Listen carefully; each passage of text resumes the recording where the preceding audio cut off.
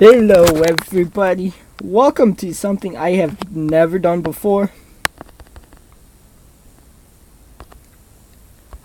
Because today, I will be reading a creepypasta which I don't think anybody has read, like at all. What is the name of this creepypasta? Tarnished Gold. Yeah, I know, this isn't my personal territory, because I usually do playthroughs and things. But I thought I'd do something a little different since it's Sunday. Josh isn't here. I'm bored. But without further ado, let's enjoy Pokemon Tarnished Gold.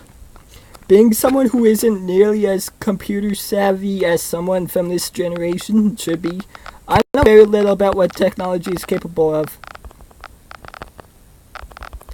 Aside from email, I am, and the occasional download for some otherwise unattainable for me at the moment, I have had about the same amount of knowledge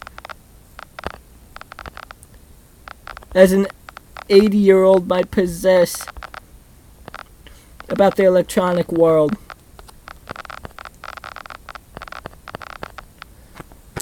For example, and for the sake of this tale I'm about to recount,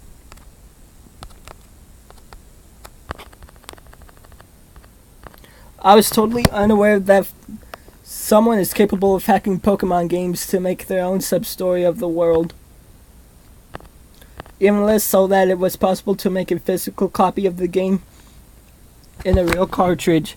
However, I happened to learn about this in one of the most disturbing ways possible. When I was younger, Pokemon Gold was my very first game from the ever-popular franchise.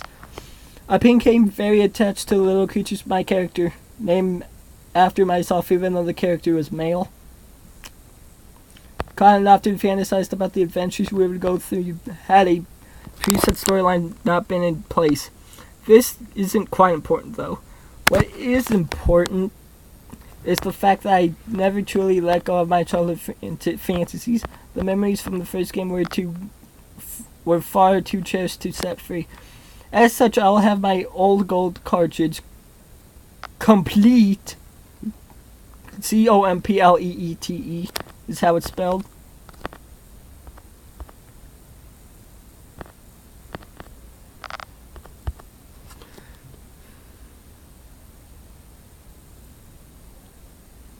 With a total abuse of the copy glitch. I refuse to restart my Pokemon game though. I'm afraid too much of the old magic would be lost. I wanted to play a whole new game of the version that I can recall being the happiest with, but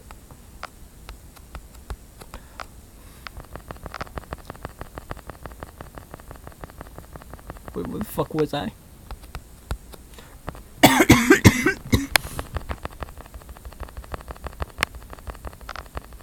But older cartridges are rather hard to find outside of the internet nowadays. The most my local flea markets have are GBA games, with hardly any being Pokemon. Well, that's kind of sad, really.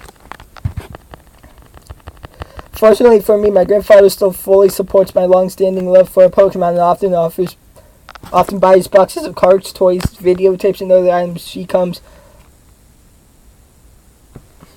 across during her frequent visits to local auctions. Bleh. Granted, very little of these things she gives me are in good condition. Long forgotten items stowed away in a musty basement after the phase in their owner's life has passed hardly ever are.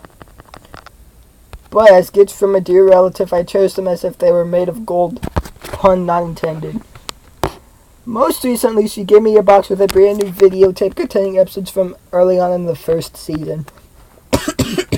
Several hundred battered and well-used cards and a game cartridge with no label.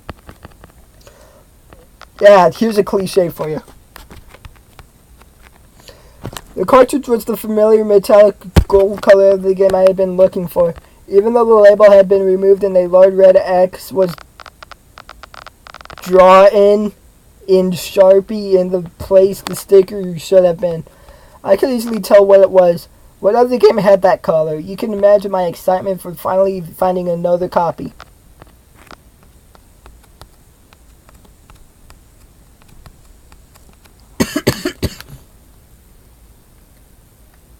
I thanked her profusely and promised I would play it as soon as I got home, which I did. Yeah, of course you would. Getting started was difficult, not because the game was faulty, but because I had sold my GBA to my little brother several years ago for some of his better Pokemon cards. Once something belongs to him, it's difficult to get him to lend it out to me. Such as sibling relations, I suppose. After much bribery, I finally got my hands on my former GBA and quickly inserted the vandalized game. Chills ran through my body as the opening movie for the game began to play, sending a wave of nostalgia crashing over me. It was good to see it again. The game opened normally. The pixelated image of Ho-Oh flying through the sky beneath the title presented itself before leading into the normal selection screen. The person who owned the game before me still had a game file, but I cared very little about what someone did before me. What fucking asshole. Considering the condition of their things. They must have been very young. I was bound to be met with a team full of Pikachu with ridiculous names. Of course, what would you expect from kids?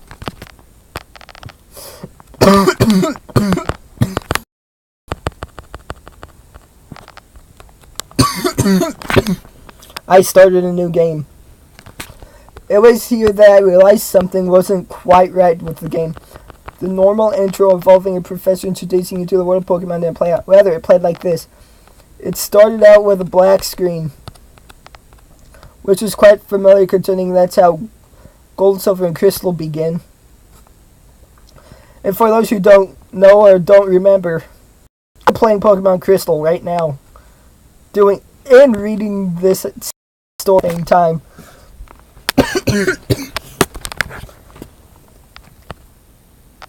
Was very difficult to do.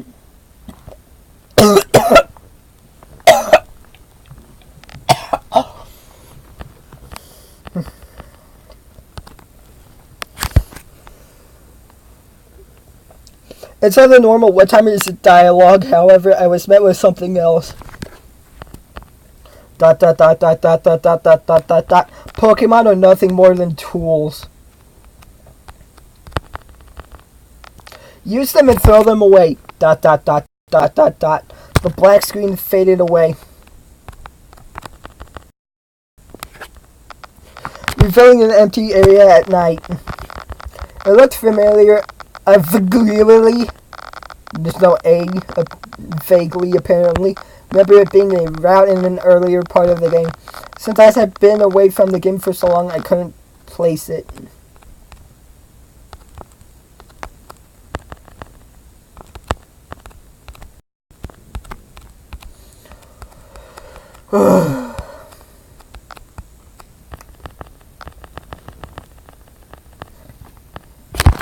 In the silence of this scene, the spread of your rival, henceforth noted as Silver, walked in from the left.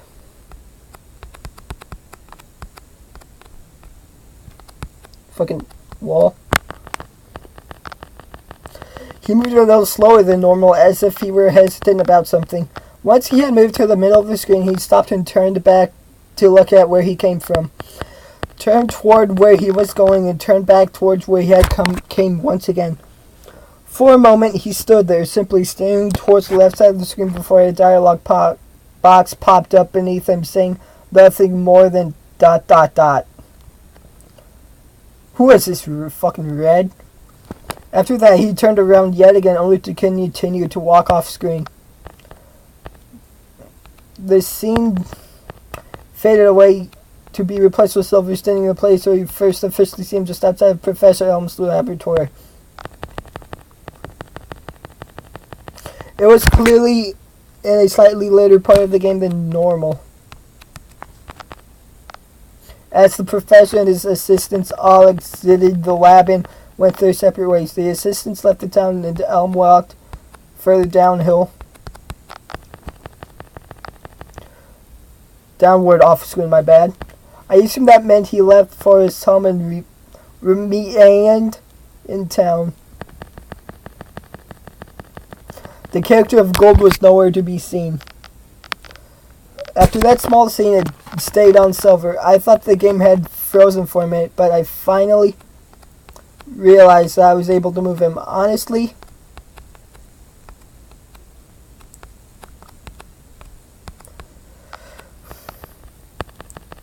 alright, I'm just going to take a break here and say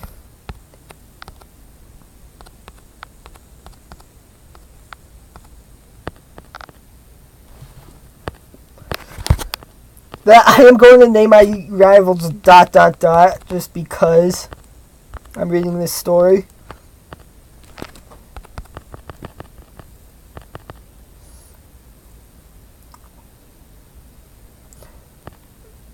Honestly, I was a little excited. Silver was, and always has been, my favorite of the rivals.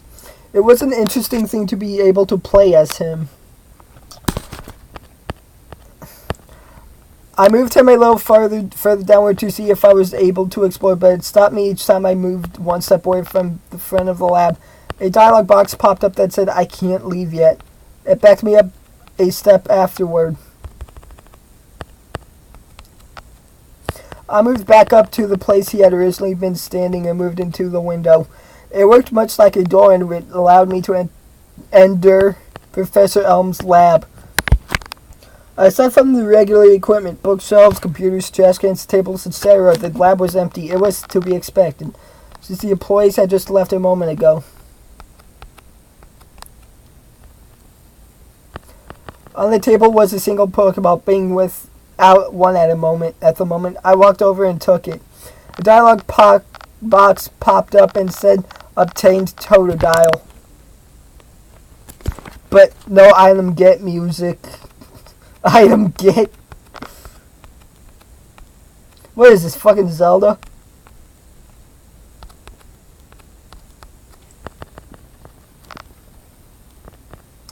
Played. Apparently stealing wasn't condoned even by the game. After pressing A, it gave me the option of naming the Pokemon. I picked yes as I love naming these things. As it took me to the naming screen, however, another dialogue popped up and interrupted the naming process. "Don't name it. You'll only get attached. Don't love it. Use it."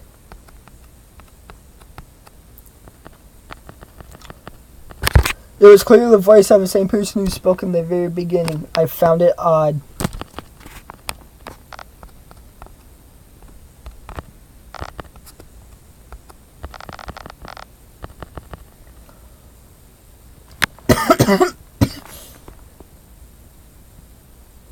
The naming screen faded away, leaving me in the empty lab. I quickly tried to leave through the door,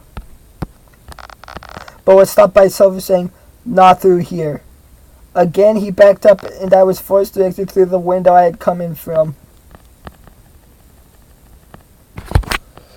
As if things weren't strange enough as they were, it was nearly impossible to get a random battle to start once I left New Barktown and stepped in the grass. I got out of my way to avoid them later on in the game, but during the beginning, it was something I enjoyed to get my Pokemon to level up, such as I am doing right here.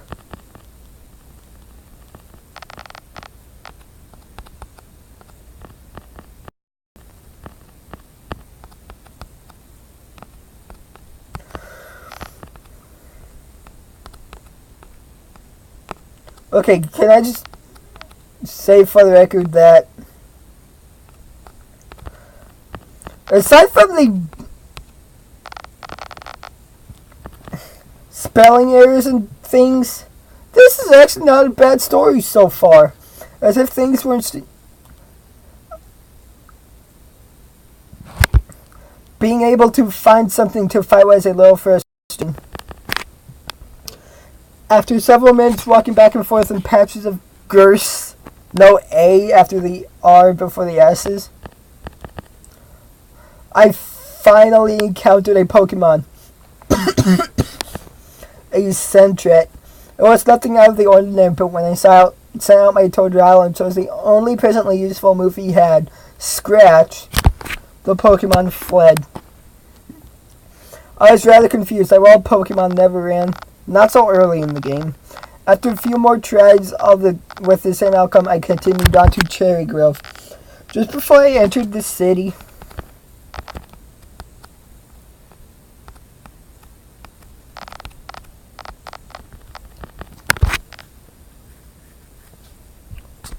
I bumped into Gold, who wordlessly challenged me to a battle.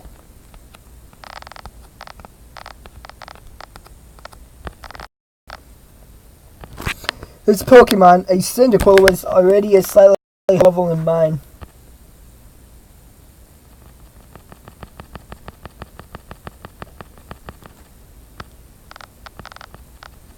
I was still stuck at level 5, but he was already at level 7, and even though I had the type advantage, he beat me. Before whiting out, his sprite switched out with the Cyndaquils. He looked disappointed. After exiting the Cherry Grove Pokemon Center, I hadn't used it prior, but it was apparently the only option I had. I walked back to the place he had challenged me, only to find I was unable to battle him at this point again.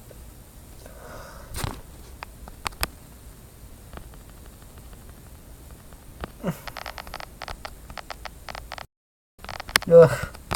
Yeah, if you hear me taking breaks, that's because I need to breathe.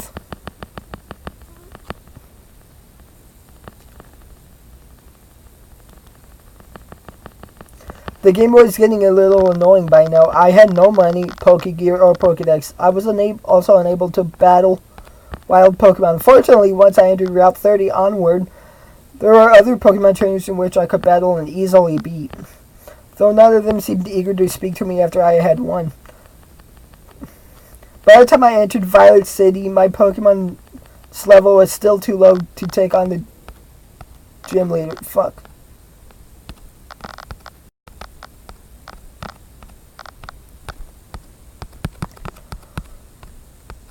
That he means Falconer, this gym leader.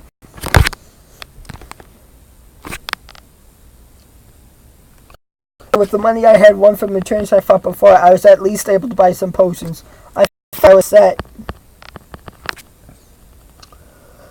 The lesser trainers of the gym were easy enough. I was only forced to use 2 of my previously purchased potions, and I leveled up once.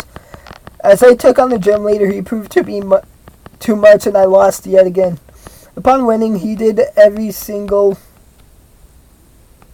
very same thing Gold had done. He looked disappointed as well.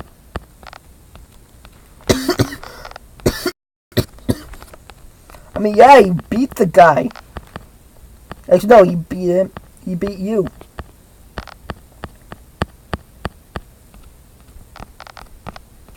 Fucking bitch, get out of my way. Okay, yeah, that was a little rude, but fucking bitch got on my way.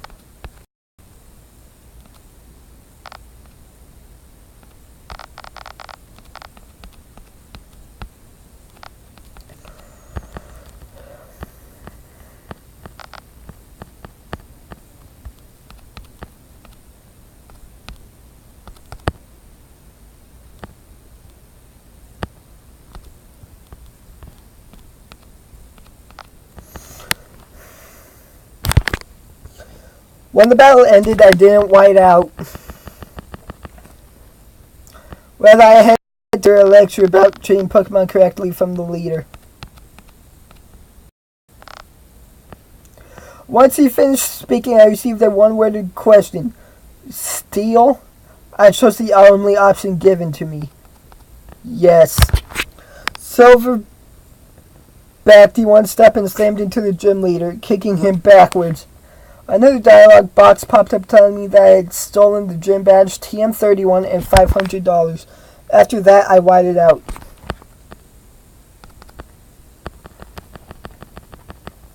This is how it continued on for the remainder of the game. While I was able to defeat lesser trainers on the paths to cities and and in the gyms. I constantly lost to the leader and was forced to steal the badges. This tier option also worked on people who would normally give you items in the game. This is how I was able to obtain key items like the item finder, the bicycle, the water pail, 8 gems, and more. They refused to give me anything otherwise. Anyone I spoke to either refused to talk, greeted me with only ... or lectured me a little on how to properly treat Pokemon. It was beginning to get that way with Nurse Joy as well. By the time I progressed to Goldenrod, said that she would scold me anytime I whited out.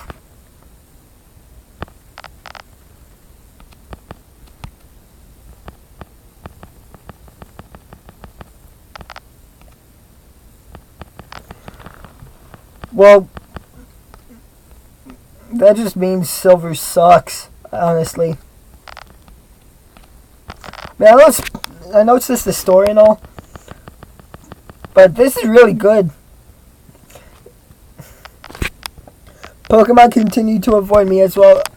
If I wanted to better in my team, I had to hope that the Pokeballs I used worked the first time. What was stranger about random battles is that even if I locked the Pokemon in a battle with Mean Look, the Pokemon passed out. Literally, after my first attack of Mean Look, if I got the first attack, that is, the Pokemon would faint on its own before I could choose another attack. The dialogue box proclaimed, Pokemon. Well, it's put in the spot of the name of the Pokemon, I guess.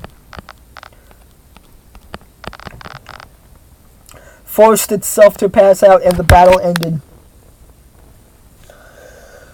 The only thing that seemed to go normally for me was the battles with Team Rocket.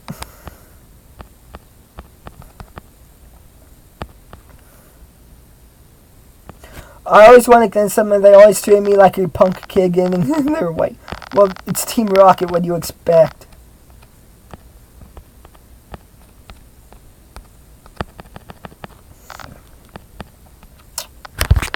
The rest of the game up until a certain point isn't entirely important.